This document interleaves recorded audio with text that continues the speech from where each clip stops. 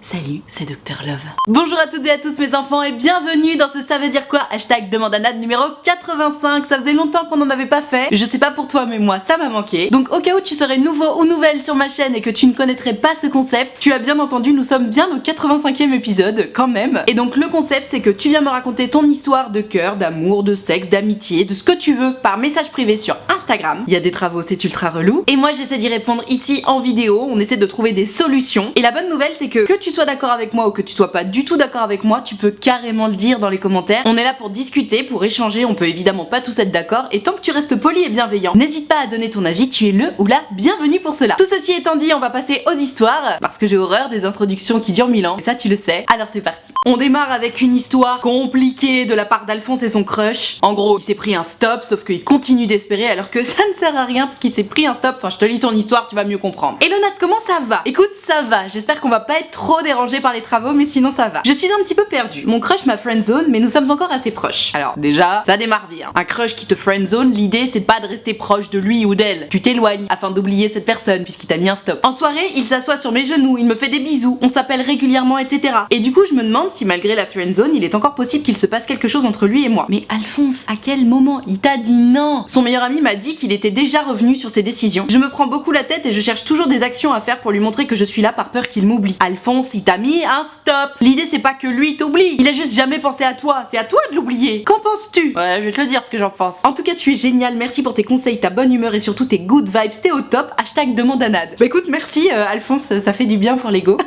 Non, pour en revenir à ton histoire, mon Alphonse, là plus sérieusement, c'est pas possible ce que tu fais. Ça me fait plaisir d'avoir ton histoire parce que je te vois très souvent quand je fais des on papotes. Tu m'envoies toujours tes histoires par rapport à ton crush et à chaque fois je me dis mais c'est pas possible Alphonse, pourquoi tu fais ça? Règle numéro 1, tant que c'est pas oui, c'est que c'est non. Je n'arrête pas de le répéter. Qu'est-ce que tu veux que je te dise de plus Alphonse? Le mec t'a friendzone, en plus il est en couple. Il est en couple. T'aimerais toi sortir avec quelqu'un qui, lorsqu'il est en couple, continue de donner des espoirs à d'autres personnes qui sont à fond sur lui? Mon dieu, ses travaux, je vais péter un plomb. Tu te rends compte? Il est en couple. Bon ok, il t'a friendzone, très bien. Mais il continue de te faire des bisous, des câlins, bref, il te fait espérer hein, clairement, ça veut dire qu'il te garde sous le coude. C'est pas gentil Alphonse, ce mec là, j'entends que c'est ton crush, j'entends qu'il te plaît et j'entends que t'as trop envie qu'il se passe des trucs, mais il faut absolument que t'arrêtes parce que là, dans cette histoire, t'as complètement arrêté de te respecter hein. Il ne veut pas de toi, il te garde comme béquille affective parce que t'es bien pratique quand son mec n'est pas trop dispo et en attendant toi t'es là, t'espères.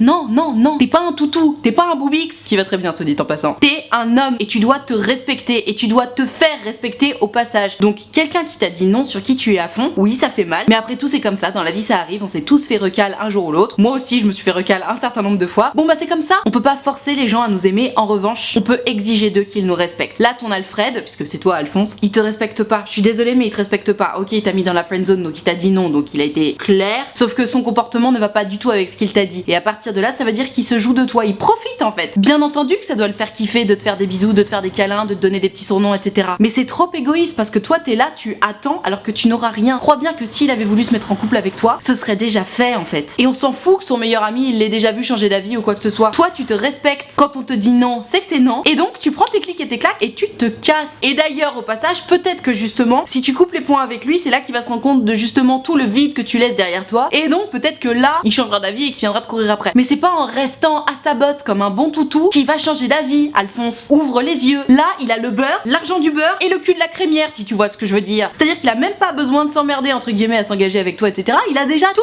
les avantages de la relation avec toi sans les inconvénients. Alors ok, il y a pas de cul, mais bon, t'as compris quoi. Donc Alphonse, respecte-toi. Ce mec-là, il t'a friendzone, pas de problème. T'as compris le message et tu ne seras pas sa béquille affective. Et vraiment, ta stratégie selon laquelle t'essaies d'être avec lui le plus possible pour lui montrer que t'es là pour surtout pas qu'il t'oublie, c'est contre-productif. Ça fait tout l'inverse. Plus t'es à sa botte, plus il va se dire oh, c'est à qui? Je n'ai rien besoin de faire pour ce mec, et moins il va s'intéresser à toi. Donc respecte-toi, force-le à te respecter lui aussi, et prends tes distances avec ce mec-là, vraiment. Et quand je dis prends tes distances, j'entends coupe les ponts. Je te dis pas de le bloquer non plus, mais vraiment explique-lui que ça y est, c'est stop. J'ai bien compris qu'il se passerait rien entre nous. Moi je suis désolée, mais j'ai besoin d'aller de l'avant. Ciao, ok? Allez, courage mon Alphonse. Ah, j'adore ce genre d'histoire, je te la lis, courte mais efficace. Hello Nad, j'ai un petit problème pas très grave, mais ça me prend la tête quand même. Je crush sur le frère de mon meilleur ami et je crois que c'est réciproque. Trop bonne nouvelle. Sauf que mon meilleur ami m'avait déjà fait comprendre qu'il était contre cette relation. Que faire? Hashtag demande à Nat.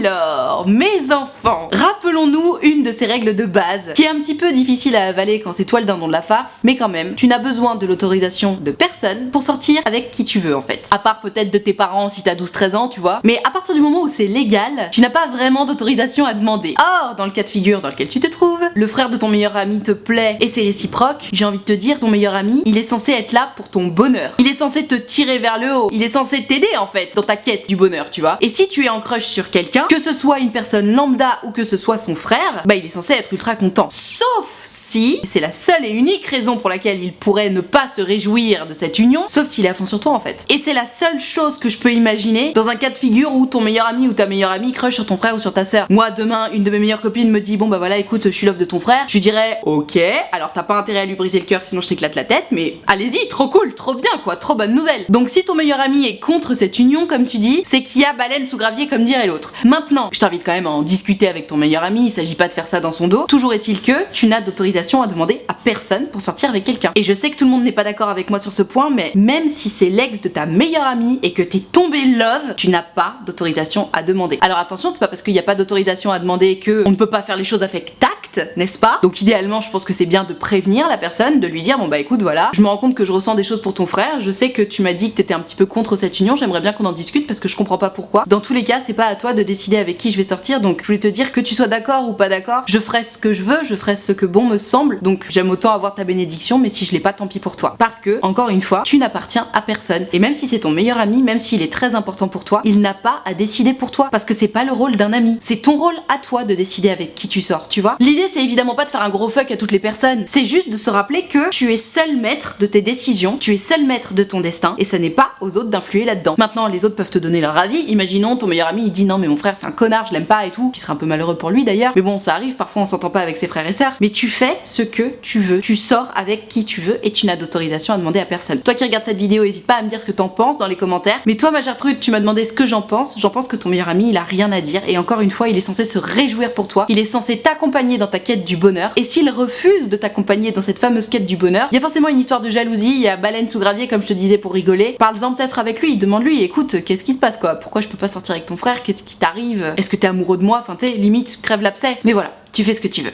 Aïe aïe aïe, notre Gertrude, suite à sa rupture, elle a voulu appliquer les bons conseils de Mamie Nadia. Elle a essayé, mais du coup elle s'est pris une porte. Je te lis l'histoire, tu vas comprendre. Hello Nad, il y a à peu près un mois, mon copain m'a quitté. On est sortis ensemble pendant un mois et avant que tout ça se passe, on était meilleurs potes. Après on me demande pourquoi je crois pas en l'amitié homme-femme. Quand il m'a quitté, c'était très dur au départ, mais j'ai pris sur moi, et puis on est resté très très proches lorsqu'on se voyait. On se faisait des câlins et tout. Pire idée du monde. Une rupture, c'est censé être une rupture. Mais pendant un certain temps, je me disais que ce n'était pas possible qu'on reste aussi proches parce que j'avais besoin de l'oublier, et donc je lui ai dit qu'il fallait qu'on arrête de se faire des câlins, etc. Bravo! Mais bravo! Mais quelle force de caractère! Alors là, je suis trop fière de toi, ma Gertrude. Donc je lui ai dit face à face, mais vu que je me sentais pas bien après lui avoir dit ça, je suis allée lui en reparler par message. Alors, ma Gertrude, c'est bien d'avoir des accès de clairvoyance comme ça, mais derrière, il faut les assumer.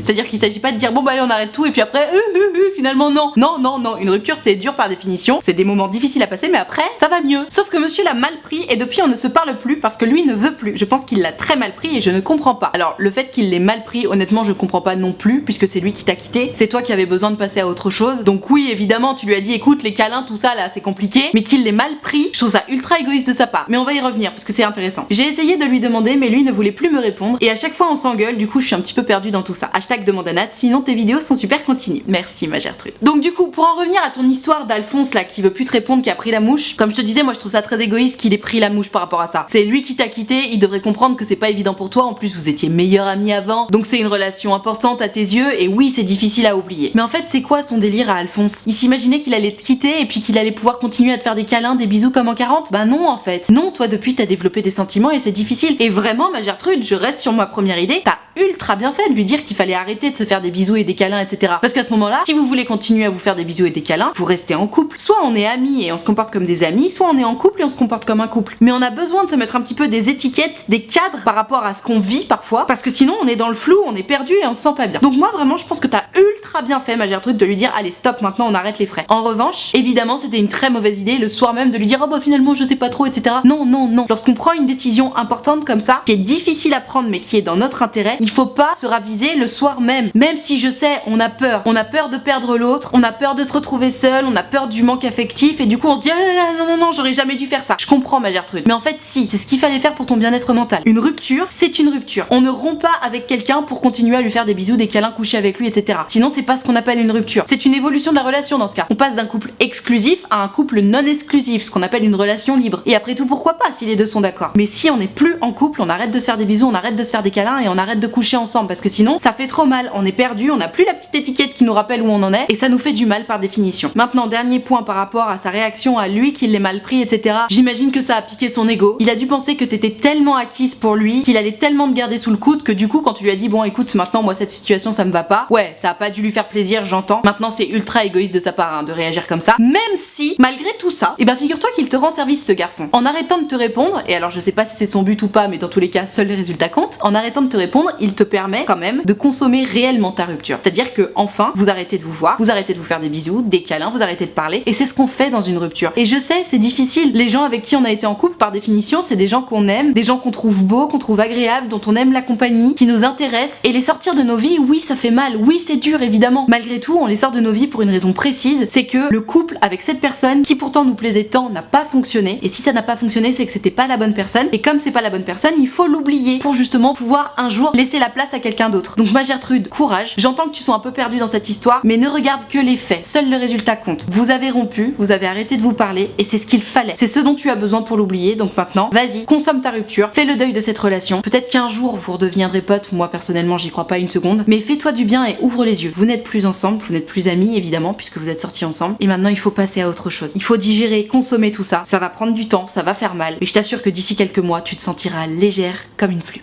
Tiens, une histoire qui sort sacrément du commun, c'est Gertrude qui sort avec un Alphonse qui est en route vers la célébrité d'après elle, et du coup bah elle sait pas trop comment se positionner par rapport à ça, je te lis son histoire. Hello Nat, j'espère que tu vas bien. Ça va très bien, merci. Je suis une jeune Gertrude de 18 ans et récemment j'ai rencontré un Alphonse formidable, tout se passe bien, sauf que le seul problème c'est qu'il est en chemin vers la célébrité. Alors pourquoi ce serait un problème? Ça c'est une grande question. Comment gérer? Est-ce que je dois faire la différence entre le pro et le perso? Et là elle me met entre parenthèses personnalités très différentes. Mais est-ce que c'est lui qui a une personnalité très différente entre le pro et le perso ou est-ce que c'est vous qui avez des personnalités très différentes? Comment trouver ma place dans tout ça? Est-ce que je pourrais ou devrais avoir une discussion avec son manager à l'avenir quant à l'officialisation de notre relation? Une amie m'a fait remarquer que si ses abonnés nous reconnaissaient dans la rue ensemble, ça pourrait être un problème. Hashtag demande à Nad. Alors, ma Gertrude, pour le coup tu tombes bien parce que la notoriété c'est quelque chose que je connais. Non pas que moi je sois ultra famous, mais comme tu le sais la notoriété c'est fluctuant, j'ai beaucoup de potes qui sont très connus. Et ce que je vois là dans ton message c'est que pour toi la notoriété c'est une espèce de planète un peu bizarre où les gens deviennent absolument merveilleux et désirables et du coup tu sais pas comment trouver ta place. Alors déjà on va redescendre de 10 000 étages. C'est pas parce que quelqu'un est connu que tout à coup ça y est ça va changer des trucs. Tu vois tu me dis ouais est-ce que je dois discuter avec son manager par rapport à l'officialisation de notre relation etc. Tu sais c'est terminé l'époque où on essayait de faire croire que les chanteurs sont toujours célibataires pour justement faire rêver les minettes tu vois. Je sais pas du tout quelle est la profession de ton mec mais admettons qu'il soit youtubeur puisque tu me parles d'abonnés. En fait l'officialisation de votre relation c'est son problème, c'est pas le problème de son manager. S'il a envie de faire savoir que vous êtes en couple il le dira, s'il a pas envie il le fera pas. Mais ça n'a rien à voir avec son manager. Par exemple pour ma part je suis en couple et je le dis, pour autant jamais de la vie j'irai montrer la tête de mon mec parce que j'en ai pas envie, parce que j'ai décidé que c'était ma vie privée et ça m'empêche pas d'avoir officialisé ma relation. Et d'ailleurs mon mec ne souhaite pas particulièrement apparaître sur mon Instagram ou sur mes réseaux sociaux. Ça par exemple c'est le fruit d'une conversation que j'ai eue avec mon mec. Peut-être que toi tu ferais bien d'avoir cette conversation avec lui aussi. Dans tous les cas essaie de ne pas te faire tout un monde de cette histoire de notoriété. Ça reste un être humain, hein. Un être humain qui se lève le matin, qui mange, qui fait pipi, qui fait caca, c'est pas glamour mais c'est la vérité, et qui va se coucher le soir. Donc oui ok il y a un côté hot parce qu'il est famous mais en vrai ça ne change pas qui il est. Donc comment trouver ta place par rapport à tout ça? C'est très simple, tu es sa meuf. Donc tu n'oublies pas tes besoins essentiels, tu n'oublies pas que t'as besoin d'amour, tu n'oublies pas que t'as besoin de fidélité, tu n'oublies pas que tu as besoin d'être assuré. Et qu'il soit connu ou pas, en fait ça ne change absolument rien. Comporte-toi comme tu te comporterais avec quelqu'un qui n'est pas connu, puisque manifestement ça t'envoie un petit peu de la poudre aux yeux cette histoire de notoriété. La notoriété ne change rien. Maintenant attention, si tu commences à exiger d'apparaître sur ses réseaux sociaux etc. Il risque de se demander pourquoi t'es là. Est-ce que t'es là pour les followers ou est-ce que t'es là pour lui? Ça c'est souvent la grande question des personnes qui ont de la notoriété tu sais. On le voit voit dans toutes ces émissions de télé-réalité, les princes de l'amour et toutes ces conneries que j'adore regarder, soit dit en passant, j'avoue. Tu sais, c'est la grande mode, ils disent tout le temps, ouais, non, mais est-ce que t'es sincère ou est-ce que t'es venu pour les followers? Évidemment qu'ils sont venus pour les followers, sinon ils viendraient pas chercher l'amour à la télé, tu vois. Mais bref, tout ça pour dire que c'est sans doute la question qui risque de se poser dans la tête de ton mec si tu commences à lui dire, ah, mais je vais être sur ton Insta, gna gna gna. Donc, officialiser la relation, encore une fois, c'est son problème à lui. C'est pas à son manager de gérer ça parce que c'est sa vie privée et la communication sur sa vie privée. Le manager, il est là pour gérer sa vie pro. Donc, comment trouver ta place? Très simplement, rappelle-toi que toute cette notoriété, ça va avec son boulot. Et on s'en bat les reins s'il y a des abonnés qui vous croisent ensemble, en fait. Combien de fois, moi, j'ai croisé des abonnés avec mon mec? Alors déjà, mes abonnés, ils s'en foutaient un peu de voir mon mec. Tout ce qui les intéressait, c'était de prendre une photo et de discuter un petit peu. Et quand bien même, quand certains se sont intéressés à mon mec, bon, ben, ils ont dit, ah, c'est toi le vibe Nadia, ah, je suis trop content ou contente de voir à quoi tu ressembles, etc. Et puis ils sont partis, tu vois. À aucun moment, ça ne pose problème que des abonnés vous croisent dans la rue. Ça peut être un petit peu envahissant selon le niveau de notoriété de ton mec, mais c'est tout. Donc, ma Gertrude, on redescend de 10 étages. La notoriété et tout ce qui va avec, c'est le boulot de ton mec. Et comme dans n'importe quel couple, l'un ou l'autre peut tout à fait emmerder l'autre avec son boulot. Donc, si ça t'emmerde, si ça prend trop de place, tu peux lui dire, bon, écoute, gros, j'en ai un peu marre là de tester. Si tu peux passer à autre chose, ce serait génial. Si t'as envie qu'il te parle de son boulot, bah tu peux lui poser des questions sur son boulot. Si t'as envie qu'on coupe avec le boulot, et ben tu peux aussi lui dire, allez, stop là. Ce soir, c'est juste toi et moi. Enfin, tu vois, pars du principe que c'est juste son boulot et tu vas part du principe que c'est seulement son boulot et tout à coup, tu vas complètement retrouver tes repères. Mais vraiment, arrête de t'imaginer que la notoriété c'est un truc de fou. Non, la notoriété c'est juste des cadeaux, des fois, j'avoue, c'est cool. Et des gens qui te reconnaissent dans la rue. Comme je te l'expliquais, c'est plus ou moins envahissant selon le niveau de notoriété de ton mec. C'est sûr que s'il a 10 millions sur Instagram, ça risque d'être un peu plus compliqué de se promener dans la rue que s'il a 200K sur Instagram, tu vois. Moi, pour ma part, je vis très bien ma petite notoriété et personne ne m'empêche de marcher dans la rue, par exemple, tu vois. Donc voilà, ma Gertrude, j'espère que je t'ai apporté quelques éléments de réponse qui vont pouvoir t'apaiser. On se détend. La notoriété, c'est pas si ouf que ça. Et si ça t'inquiète, si t'as besoin d'être rassuré, parle-lui-en à ton mec. Parle-lui-en. C'est ton mec, il est là pour te rassurer aussi. Ok? Allez, courage, ma belle. Aïe aïe aïe aïe aïe, l'histoire de Gertrude qui a pas très bien compris que non c'est non en fait. Et du coup elle force et je pense que ça devient un peu weirdo. Je te lis son histoire. Hello Nad, ça fait plus de 2 ans que je suis à fond sur un gars. Déjà plus de 2 ans, ça commence à être long. L'été passé, après lui avoir avoué, il m'a mis un énorme râteau et on ne s'est plus jamais reparlé depuis. Donc ça veut dire quand même que ça fait 2 ans que t'es amoureuse de lui et ça fait 1 an que vous vous parlez pas du tout. Et le mec t'a dit non clairement apparemment. Le souci c'est qu'il n'a pas du tout l'air de regretter comme je l'aurais pensé. Or tu dis souvent qu'ils finissent toujours par revenir, mais ça me semble pas du tout être son cas, je ne comprends pas. Ah non mais attends ma Gertrude, quand je dis ils reviennent toujours, mais s'il s'est passé un truc entre vous, tu vois, là il s'est jamais rien passé, donc c'est pas du tout la même chose, mais bon, on va y revenir. De plus, il finit le lycée dans quelques mois, avant moi du coup, et j'aimerais lui envoyer un dernier message avec tout mon cœur, mais il m'évite, il m'ignore. Et oui, mais ma Gertrude, tu forces aussi, peut-être que c'est un peu bizarre, non? Je ne suis toujours pas passée à autre chose, les autres gens ne m'intéressent pas. Est-ce que tu penses que ce serait bénéfique de lui envoyer un dernier message avec tout ce que j'ai encore à dire pour pouvoir définitivement passer à autre chose? Je précise, j'ai 18 ans et lui 19. Un grand merci pour ta réponse, t'es au top, #demande à Nat. Alors, ma Gertrude, par rapport au délire de ils reviennent toujours. Effectivement, c'est une phrase que j'emploie très souvent, mais pour moi, ils reviennent toujours s'il s'est passé quelque chose de fort entre vous. De toute évidence, si tu croises un mec un soir en boîte, que tu l'embrasses ou même que tu couches avec lui et que vous vous reparlez plus jamais, bon bah là, il reviendra peut-être pas, tu vois. Parce qu'il n'y a pas vraiment eu d'investissement émotionnel. Pour moi, ils reviennent toujours, ça fonctionne s'il y a eu un réel investissement émotionnel. Quand on a été amoureux de quelqu'un, quand on a vécu quelque chose de fort, à ce moment-là, on peut vraiment appliquer cette phrase de ils reviennent toujours, ou elles reviennent toujours d'ailleurs, parce que c'est la vérité. Quand il y a eu quelque chose de fort avec quelqu'un, on pense à cette personne. Cette personne est dans nos souvenirs et parfois on y pense avec nostalgie et parfois c'est tellement fort. Tu sais, ce petit questionnement de ah, comment il va, comment elle va, j'aimerais tellement savoir, que stalker sur les réseaux c'est plus suffisant et on a besoin d'envoyer un message. Dans ton cas, ça ne s'applique absolument pas. Ça fait 2 ans que t'es à fond sur ce mec, dont une année pendant laquelle tu lui as pas du tout parlé suite à un énorme vent. Non, de toute évidence, il va pas revenir, tu vois. Et quand tu me dis ouais, il a pas l'air de regretter comme j'aurais espéré, Gertrude, je sais pas quelle était la nature de votre relation au moment où tu lui as avoué tes sentiments, mais si c'était juste ton crush de loin, que vous étiez pas particulièrement potes, que tu lui as dit bon bah voilà, je suis complètement love de toi, et qui t'a juste dit ah non c'est bon merci, et que depuis vous vous parlez plus du tout, tu m'étonnes qu'il regrette pas. En fait, tu lui es juste tombé sur le coin de la gueule avec tous tes sentiments, et lui il s'est dit quoi? Il s'est dit oh waouh, ça sort de nulle part, elle est amoureuse de moi, elle me connaît pas, trop bizarre, je ne veux pas de ça. J'en ai parlé beaucoup dans des vidéos précédentes. Si tu veux avouer tes sentiments à quelqu'un, fais en sorte de le connaître un peu avant, fais en sorte de développer un lien avec cette personne, parce que si tu connais cette personne que de loin et que tu développes des sentiments pour cette personne, rends-toi compte que de toute façon c'est pas possible. Si tu connais pas la personne, tu peux pas être amoureuse de cette personne. Ça peut être un fantasme, etc. Mais tu peux pas être amoureuse. Donc si c'est effectivement ce qui s'est passé avec cet Alphonse, c'est-à-dire tu le connaissais pas du tout, juste de loin tu l'observais et tu t'es dit oh je suis trop amoureuse de lui, tu lui es tombé sur le coin de la gueule en lui disant bah voilà je suis trop love de toi, c'est normal qu'il ait eu peur, hein. Parce que c'est pas entre guillemets naturel. Il a juste dû se dire ok, elle a complètement fantasmé sur moi, ça m'intéresse pas, ciao. Donc non, il a pas regretté. Il a pas regretté parce que t'étais pas importante pour lui, parce qu'il te connaissait pas, et que pardon c'est un peu dur à entendre, mais il s'en fout de toi parce qu'il te connaît pas, il a aucun lien avec toi. Donc tu me poses la question de est-ce que tu penses que c'est une bonne idée de lui envoyer un dernier message avec tout ce que je ressens, comme ça au moins pour moi c'est terminé. En soi, foutu pour foutu, oui, je pense que si ça peut te faire du bien, si tu sens que c'est important pour toi, vas-y, envoie-lui un énorme message avec tout ce que tu ressens. Sois bien sûr de n'avoir rien oublié, mais n'espère pas trop parce que il t'a dit non une fois il y a un an, il a l'air de t'éviter, donc n'espère pas que tout à coup, bam, ça va faire un choc dans sa tête et qu'il va se dire oh mon dieu, mais Gertrude, mais oui, je suis amoureux d'elle depuis toujours. C'est pas ce qui va se passer. L'idée c'est vraiment que toi tu sortes un petit peu tout ce qu'il y a à sortir pour pouvoir passer à autre chose. Regardez-moi ce chien. Il est là mon bébé, oh là là, c'est gros chien d'amour. Pardon. Donc oui, je te disais ma Gertrude, il est temps de passer à autre chose là. C'est terminé cette histoire et d'ailleurs elle a jamais vraiment commencé. Il faut que tu passes à autre chose parce que ce garçon n'est pas intéressé par toi, parce que tu lui as fait peur, parce que ça a mal commencé et c'est pas grave, c'est une bonne leçon. Tu sauras pour la prochaine fois que si tu commences à fantasmer sur un mec, essaie d'apprendre à le connaître, essaie de développer un lien avant de lui balancer tout ce que tu ressens dans la gueule parce que sinon bah ouais, c'est weirdo. C'est comme ça, c'est malheureux, c'est les codes de la séduction à la française en tout cas, mais ça fait un peu bizarre. Donc courage ma Gertrude, envoie-lui ton dernier message si ça peut te faire du bien et toi, prends soin de toi et passe à autre chose. Essaie de rencontrer d'autres personnes parce que t'en as besoin là.